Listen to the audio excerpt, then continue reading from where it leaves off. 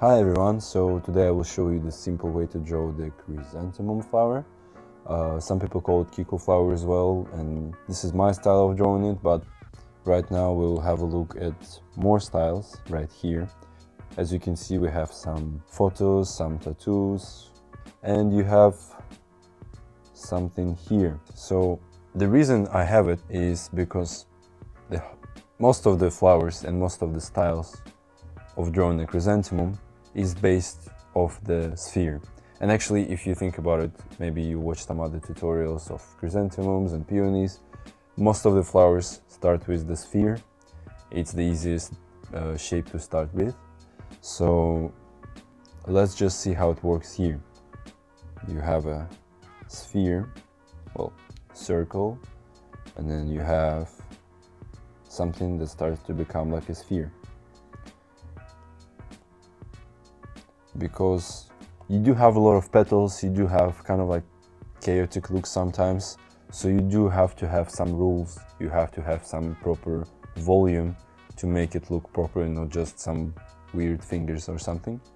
And as you can see, well, this one has more of a donut looking kind of shape, but you can also see, maybe let's just change the color, you can also see that it still follows the basic volume here, and the same goes here. It's a little bit more stylized and a little bit more flat, but the thing is, it still follows the same rule of the sphere, and the same for every other chrysanthemum really. Here you can see really clearly the center lines don't have to be perfect, but still the basic shape of the petals will make sphere kind of looking shape.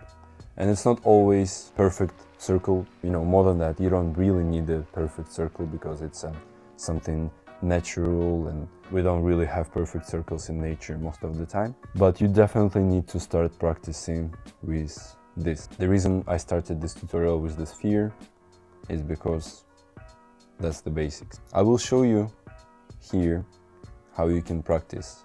So for example, I just downloaded some sphere volume, and you know, you can either practice drawing by yourself, trying to make the same kind of volume, find the center line, and then just do the rings, because you don't really need to practice the horizontal ones, you just need to practice the vertical ones for the shape of the petals. If you do have some problems drawing in 3D, you definitely need to practice something like this. And also don't practice just going one way. What I mean by that, don't try to make it all look forward. You actually have to continue the circles all the way. So this is going to be the front, and this is going to be the back somewhere there. And the same here. So something like this, you know.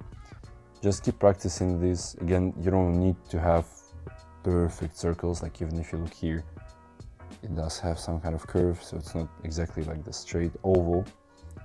But just to get the right idea, please bear in mind that you have to practice the sphere first.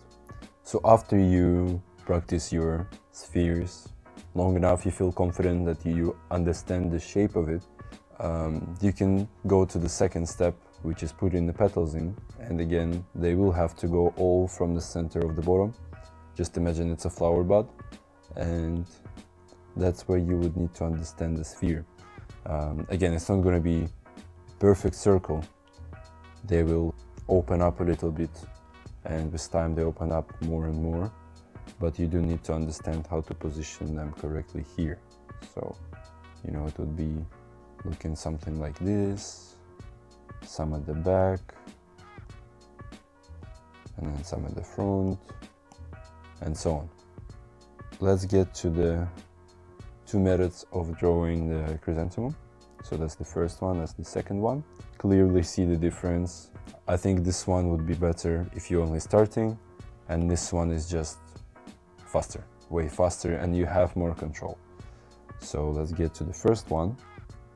The first one, you also start with the sphere, of course.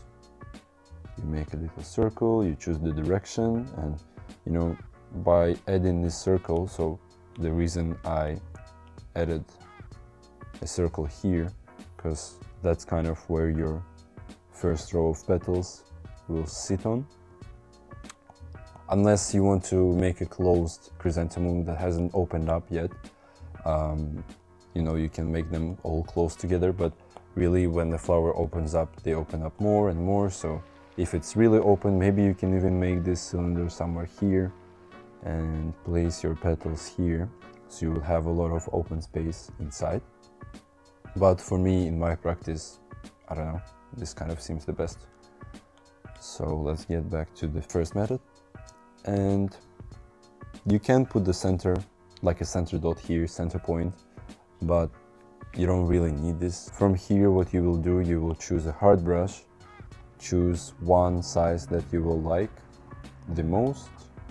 So for example, this one is a little bit too big. We'll make it a bit smaller. If you're using Procreate like me, you can just save the size, or other app, I don't know, I'm pretty sure you can do that in Photoshop and Clip Studio. And I mean, this method only works for the digital art. The other one you can draw on paper easily. So for me, I prefer using around 5 to 6 petals in the first row. And you don't have to make them like in a perfect circle. Just try and see what you like the most. And then I do change color and add another row. And if you can notice, I'm not really adding too many layers here. I'm only adding at the bottom, because you're not really gonna see these layers. They're on the other side, so you're not gonna see them in the picture. And also here in the center, I would use like maximum 3 layers, otherwise it's just gonna look too crowded. And here I can start doing something like this, just positioning the petals with its length. And if you notice here, I'm overlapping each one of the petal here. And it, like, you have to overlap them, otherwise they're gonna look weird. Just make sure you do that. So again, if we just continue doing petals, you can start adding a little bit more open petals. And see, I'm using the opacity to kind of blend them in together, so I can still clearly see like the head of the petal, but it's not going to be confused like this if I'm just, you know, overlapping them, if I'm using the opacity, something like this. And you can change colors more often, just to see, for example, this one's going to be the longest ones. You can also put them in the back.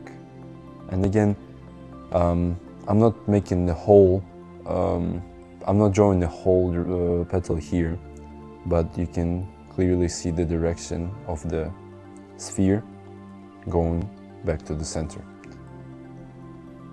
So for example, you have to draw something like this. Maybe you can add some petals here, I don't know. And then after, you can obviously make it detailed. But that's kind of basically how you're gonna do the layout of the flower in first. Because with flowers, you do need to kind of lay out some things first before you add the detailed textures and so on. Like with everything, really. So the second method is gonna be way faster.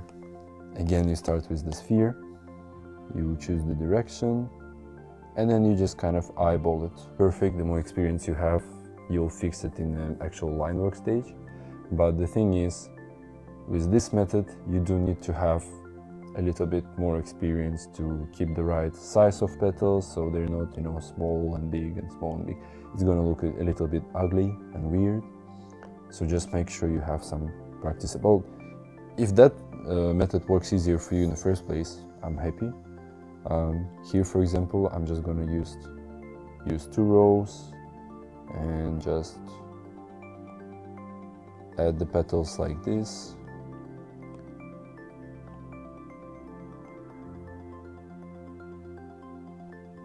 And you see, I'm not really worrying about the proper direction now,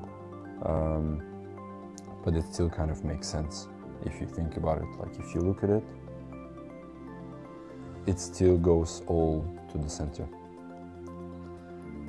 And that's the important part of it. And as you can see, this method is really fast. You just put the actual head of the petal and then just general direction of it.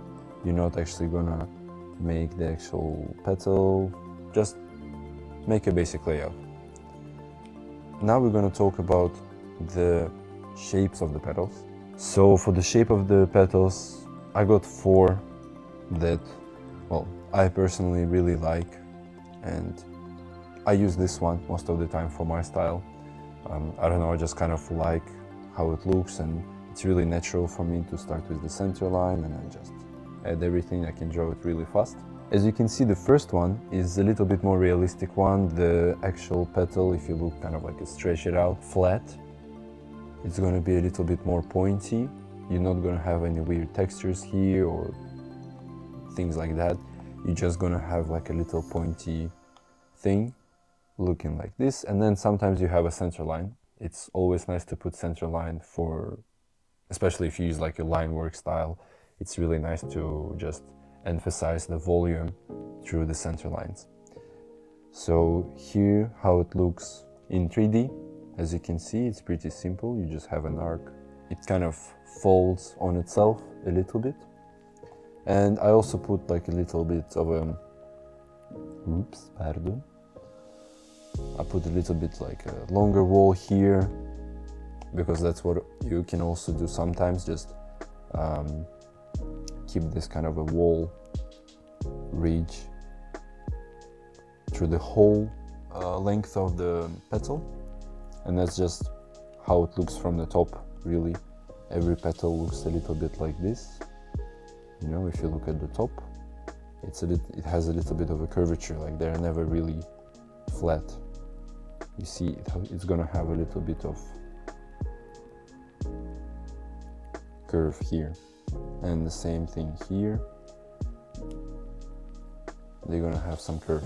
And basically the other methods are pretty straightforward. They're really similar to each other. You just have one tip going inside, and then you have the center line. One tip going really spiky, and then you have the center line. And in my style, I like it a little bit more, you know, rounded. I think it looks nice.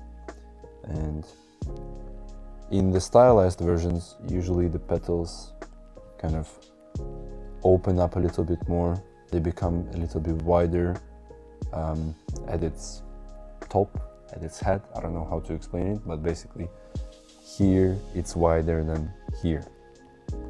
And as you can see, you can also have different versions. You have some like texture. You can also just make it straight, and then, you know, maybe add some veins inside, add some lines.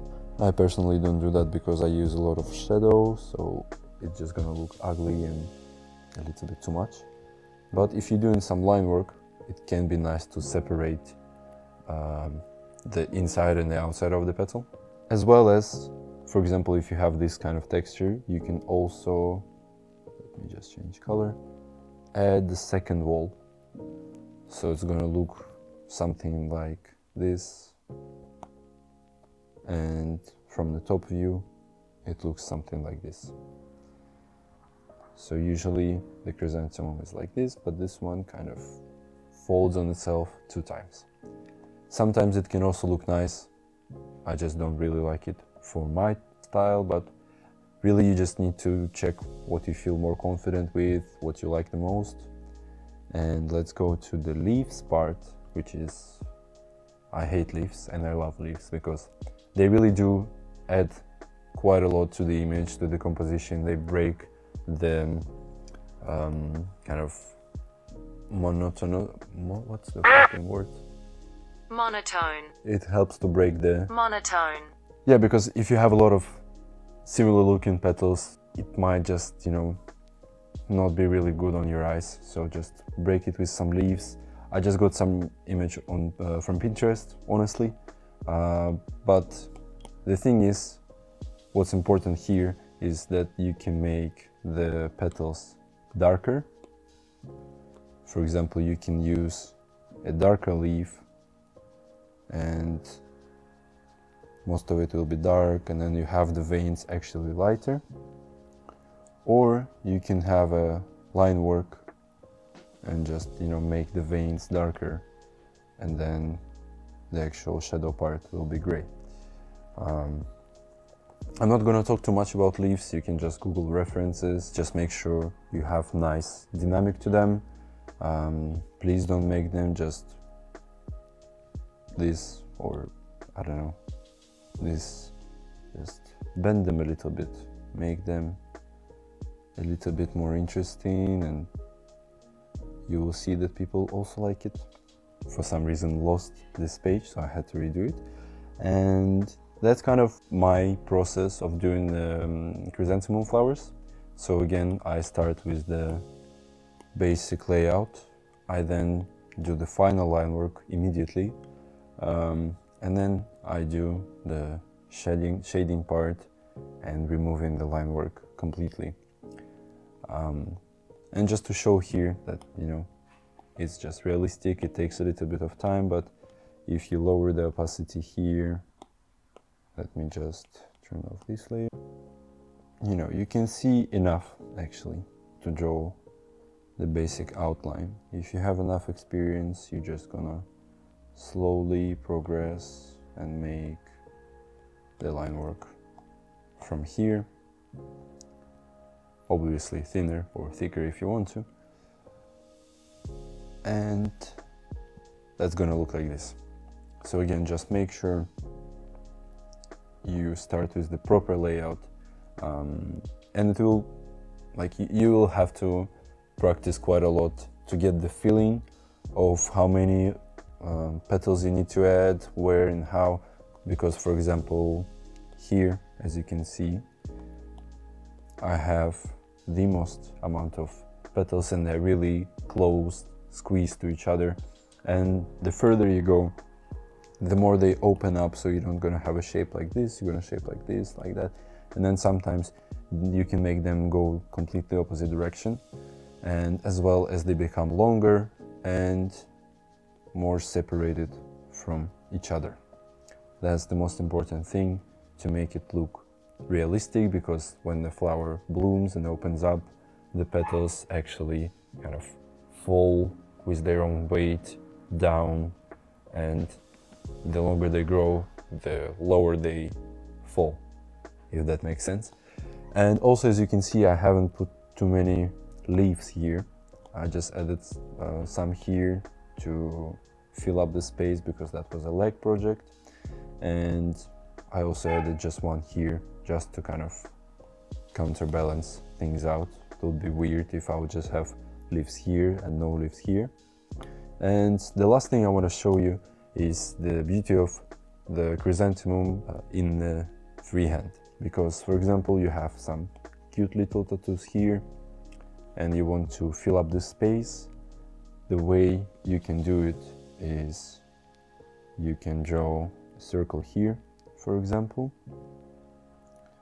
and let's just say the direction here, make little petals, and then you can add as many petals where you want on one side, for example. It doesn't, like, they don't have to be completely balanced to look good. Of course, you need to have them on the other side, and sometimes you can go all around, you can go lower, something like this, or maybe put a leaf here, and we filled up the space pretty much exactly to the shape. And then you just need to do the final line work. I'm not actually going to do the final line work now, I'm just going to do some basic sketch. Sometimes I also use that if I don't to, like, if I'm not sure that the flower is positioned correctly, I'm just gonna do something like this. It's not perfect, but it kind of gives a little bit clearer idea how it would look.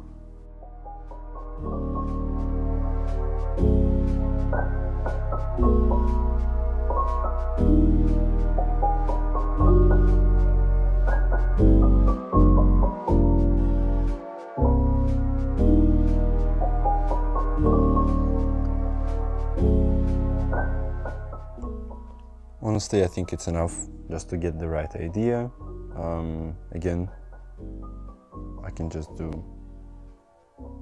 this if you want to see my actual chrysanthemums.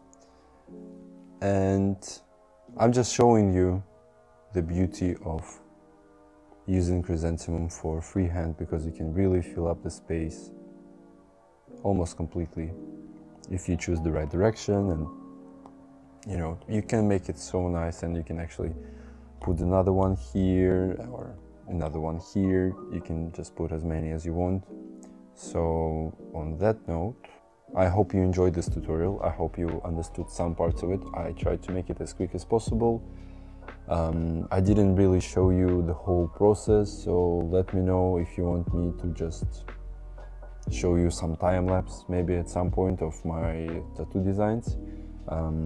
I recently did this one, so maybe if you're interested, I can just show you how I did this one. Maybe not just time lapse, but generally my process in more detail. But this time it was a chrysanthemum tutorial, so again, I hope you enjoyed. Please like, subscribe, all that stuff, but most important, please comment on the things you like, things you don't like about this video and about this tutorial. Maybe you have some things, you know, you have some recommendations that I can do some things better. I would really love to hear this, because for me right now the most important thing is to make the quality of the videos better. And yes, that's it. Bye.